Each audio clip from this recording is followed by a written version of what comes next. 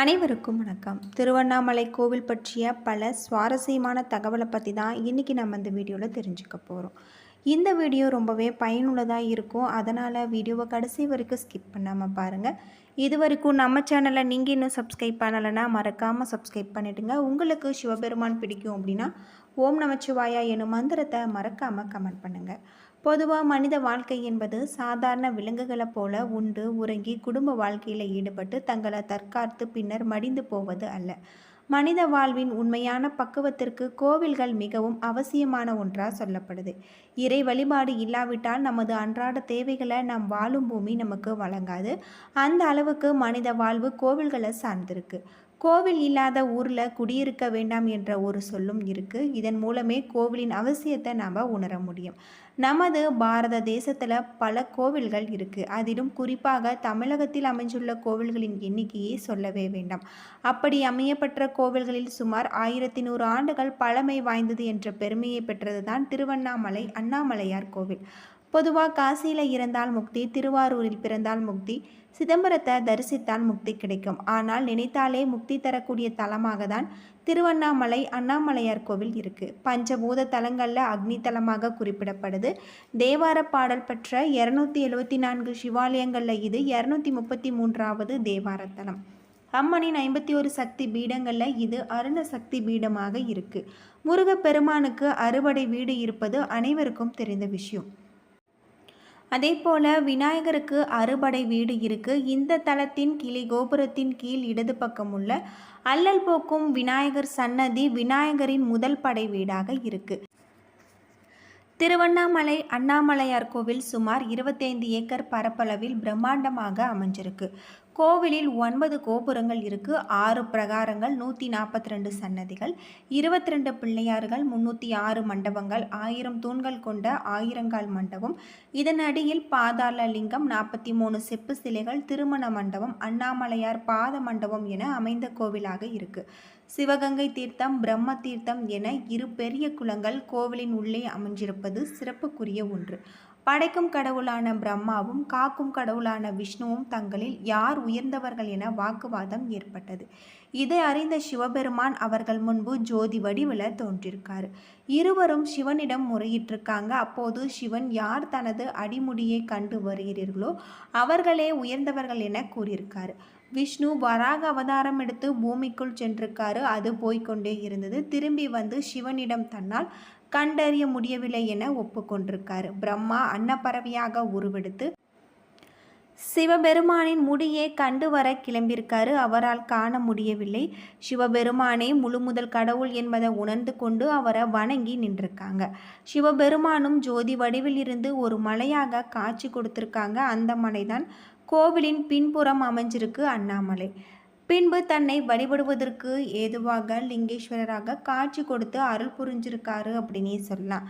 இறைவன் இந்த தலத்தில் சுயம்புலிங்க திருமேனியாக நாக கிரீடம் அணிந்து தூய வெண்ணிற ஆடையுடன் அருணாச்சலேஸ்வரர் என்ற திருநாமத்துடன் தரிசிக்க வரும் பக்தர்களுக்கு அருள் புரியறதாகவும், கருவறை கோஷ்டிடத்தில் ஈசனின் பின்புறம் லிங்கேஸ்வரர் எழுந்திருப்பதும் இறைவன் சன்னதியை அடுத்து அம்மன் சன்னதி இருக்கிறதாக சொல்லப்படுது. பிரம்மா தன்னால் அடிமுடியை காணவில்லை என்பதை மறுத்து சிவபெருமானின் தலையில் இருக்கக்கூடிய தாளம்பூவை பொய் சாட்சி சொல்ல வைத்து கண்டுவிட்டதாக பொய்யுரைச்சிருக்காரு. இதை அறிந்த சிவன் கோபமுற்று இனி உனக்கு பூமியில் கோவிலோ பூஜையோ கிடையாது என சாபமிட்டிருக்காங்க. இதனால் தாளம்பூவை இனி தனது பூஜையில் உன்னை பயன்படுத்த மாட்டாங்கள் என்று கூறிவிட்டிருக்காரு.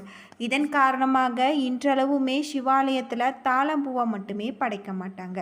பிரம்மோற்சவம், ஆனி மாத பிரம்மோற்சவம், மாசி மக தீர்த்தவாரி, கார்த்திகை தீபம், பரணி தீபம், மகா தீபம், பங்குனி உத்திரம், திருக்கல்யாண உற்சவம் ஆகிய திருவிழாக்கள் ஆண்டுதோறும் நடைபெறும். வருடத்தின் எல்லா மாதங்களிலுமே ஏதாவது ஒரு திருவிழா இந்த தலத்தில் நடந்து கொண்டு இருப்பது தனி சிறப்புக்குரிய ஒன்றாக சொல்லப்படுது. ஒவ்வொரு மாதமுமே பிரதோஷ விழா சிறப்பாக நடைபெற்று வருது. தினமும் 6 கால பூஜைகள் நடைபெறதாக சொல்லப்படுது. கோவிலின் சன்னதியில் சிறப்பு வழிபாடு திங்கட்கிழமையாக இருக்கும். சோமவாரம், சோம பிரதர்ஷனம் போன்றவற்றின் மூலம் இந்த உண்மையை அறிந்து கொள்ள முடியும். ஆனால் திருவண்ணாமலை அக்னிமலை, அக்னிக்குரிய நாள் செவ்வாய்க்கிழமை, அக்னிக்குரிய கிரகம் அங்காரகன். ஆகவே இந்த தலத்தில் மட்டுமே சிவபெருமானுக்கு செவ்வாய்க்கிழமையன்று விசேஷ வழிபாடு நடக்கிறதாக சொல்லப்படுது. செவ்வாய்க்கிழமையன்று வழிபடுவோர் பிறவி பிணியிலிருந்து விடுபடலாம் என்று புராணங்களில் சொல்லப்பட்டிருக்கு. கிளை கோபுரம் 81 அடி உயரம், தெற்கு திருமஞ்சன கோபுரம் 157 அடி உயரம், தெற்கு கட்டை கோபுரம் 70 அடி உயரம் கொண்டிருக்கு. மேற்கு பேய் கோபுரம் 160 அடி உயரம் கொண்டிருக்கிறதாக சொல்லப்படுது. மேற்கு கட்டை கோபுரம் 70 அடி உயரமும், வடக்கே அம்மணியம்மன் கோபுரம் 171 அடி உயரமும், வடக்கு கட்டை கோபுரம் 45 அடி உயரமும் கொண்டிருக்கிறதாக சொல்லப்படுது. அண்ணாமலை கிருத யுகத்தில் அக்னிமலையாகவும், கிரேத யுகத்தில் மாணிக்க மலையாகவும், துவாபர யுகத்தில் தாமிர மலையாகவும், கலியுகத்தில் கல்மலையாகவும் திகழ்கிறது. இந்த மலையானது 2688 அடி உயரம் கொண்டிருக்கு. கிரிவல பாதையின் தூரம் 14 கிலோமீட்டர். இந்த பாதையில் 20 ஆசிரமங்கள், 360 தீர்த்தங்கள், பல சன்னதிகள், அஷ்டலிங்கங்கள் இருக்கு. 26 சித்தர்கள் வாழ்ந்திருக்காங்க. அடுக்கி 1008 லிங்கம் அமைஞ்சிருக்கு. இந்த மலையை ஒவ்வொரு இடத்தில் நின்று பார்த்தாலும் ஒவ்வொரு வகை தரிசனமாக 27 வகை தரிசனத்தை நம்மால் காண முடியும். இந்திரலிங்கம், அக்னிலிங்கம், யமலிங்கம், ஹிருதலிங்கம், வருணலிங்கம், வாயுலிங்கம், குபேரலிங்கம், ஈசானலிங்கம் என அஷ்டலிங்கங்கள் இருக்கு.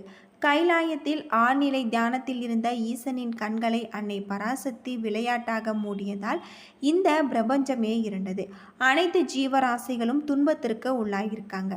இதனால் ஏற்பட்ட பாவத்தை போக்க உலகம் வந்து காஞ்சிபுரம் கம்பை நதிக்கரையில் அன்னை காமாட்சியாக தவம் புரிஞ்சிருக்காங்க. ஒரு நாள் கம்பை நதிக்கரையில் வெள்ளப்பெருக்கு ஏற்பட்டிருக்கு. அன்னை காமாட்சி தான் அமைத்த சிவலிங்கம் கரையாமல் இருக்க மார்போடு சேர்த்து அணைத்து கொண்டிருக்காங்க. இதனால் அன்னையின் பாவத்தை சிவபெருமான் நீக்கியிருக்காரு. போது அன்னை காமாட்சி, ஐயனே, நீங்கள் என்னை எப்பொழுதும் பிரியாதிருக்க தங்களுடைய திருமேனியில எனக்கு இடம்பாகம் தந்தரல வேண்டும் என வேண்டியிருக்காங்க. பிறகு சிவபெருமான் அண்ணாமலை சென்று தவம் செய் என்று சொல்லியிருக்காங்க. அன்னையும் அதே போல் தவம் செஞ்சுருக்காங்க. கார்த்திகை மாதத்தில் பௌர்ணமியும் கிருதையும் சேரும் நாள மலையின் மீது பிரகாசமாக ஒளி ஒன்று தோன்றியது. அப்போது மலையை இடதுபுறமாக சுற்றி என அசுரறி ஒழித்தது. அவ்வாறு கிரிவலம் சென்ற அன்னையை அழைத்து தனது திருமேனியில் இடம்பாகத்தை அளித்து ஆட்கொண்டிருக்காரு. சிவபெருமான் அர்த்தநாரீஸ்வரராக காட்சி அளித்திருக்காது. அதை நிறைவு கூறும் விதமாக அண்ணாமலையில் மகாதீபம் ஏற்றப்படுறதாக சொல்லப்படுது. பொதுவாக கிரிவலத்தை தொடங்குவதற்கு முன்பு திருவண்ணாமலை கோவிலின் அருகே இருக்கக்கூடிய பூதநாராயணனை தரிசித்து அனுமதி பெற வேண்டும். பூதநாராயணன் தான் திருவண்ணாமலையின் காவல் தெய்வம். அவரை வணங்கிவிட்டு புறப்பட்டால் எந்தவித இடையூறும் இல்லாமல் கிரிவலத்தை முடிக்க முடியும் என்பது நம்பிக்கை. பின்னர் வழியில் உள்ள இரட்டை பிள்ளையார வணங்க வேண்டும். அதன் பிறகு ஆலயம் சென்று அண்ணாமலையார நம்ம தரிசனம் செய்ய வேண்டும். பிறகு ராஜகோபுரத்தை வணங்கிவிட்டு மலையை பார்த்து நாம் வலம் வர தொடங்க வேண்டும். கிரிவல பாதையில் 8 திசைகளிலும் ஒவ்வொரு லிங்கம் இருக்கு. கிரிவலத்தின் இந்த லிங்கங்களை வணங்கிவிட்டு தான் செல்ல வேண்டும். மலையை ஒட்டி நடக்காமல் இடது பக்கமாக செல்ல வேண்டும். நம்மோடு சித்தர்களும் நடந்து வருவாங்க என்று சொல்லப்படுது. இவர்கள்தான் நம் மனதில் நினைப்பதை இறைவனிடம் கொண்டு சேர்ப்பாங்க என்பது ஐதீகம். கை கால்களை வீசிக்கொண்டோ பேசிக்கொண்டோ செல்லக்கூடாது. அமைதியாக மலையில் இறைவனை நினைத்து அண்ணாமலைக்கு அரோகரா என்று கூறிக்கொண்டே செல்ல வேண்டும். காலணிகள் அணியக்கூடாது. சந்தர்ப்பம் கிடைக்கும் போதெல்லாம் அண்ணாமலைக்கு அரோகரா என்று சொல்லி மலையை பார்த்து கைகூப்பி வணங்க வேண்டும். பொதுவாக கார்த்திகை தீபம் இந்த கோவிலில் 10 நாள் திருவிழாவாக கொண்டாடப்படுது. விழாவின் இறுதி நாளன்று மாலை 6 மணிக்கு மேல் இறைவன் மற்றும் இறைவிக்கு பூஜைகள் செய்யப்பட்ட பிறகு 10 தீபங்களையும் மோளத்தாளத்துடன் வெளியே எடுத்து செல்லப்பட்டு கொடிக்கம்பம் அருகே இருக்கக்கூடிய தீப கொப்பரையில் ஒன்று சேர்த்து எரிய விடுவாங்க. இந்த நிமிடத்தில் அர்த்தநாரீஸ்வரர் வெளிவந்து காட்சி கொடுத்து விட்டு உடனே உள்ளே சென்று விடுவார். இது 2 நிமிட தரிசனம். அப்போது வாசல் வெளியே பெரிய தீவட்டியாண்ட மலையில் தயாராக இருப்பவர்களுக்கு சைகை காட்டுவாங்க. உடனே மகாதீபம் ஏற்றப்படும் அப்படின்னு சொல்லப்படுது. ஏன்னா நண்பர்களே, இந்த வீடியோ உங்களுக்கு பயனுள்ள தகவலை தந்திருக்கும்னு நினைக்கிறேன். வீடியோ பிடிச்சிருந்தா லைக் பண்ணுங்கள், ஷேர் பண்ணுங்கள், கமெண்ட் பண்ணுங்கள். இது போல் தகவலை தெரிஞ்சிக்க நம்ம சேனலை மறக்காமல் சப்ஸ்கிரைப் பண்ணுங்கள். நன்றி நண்பர்களே.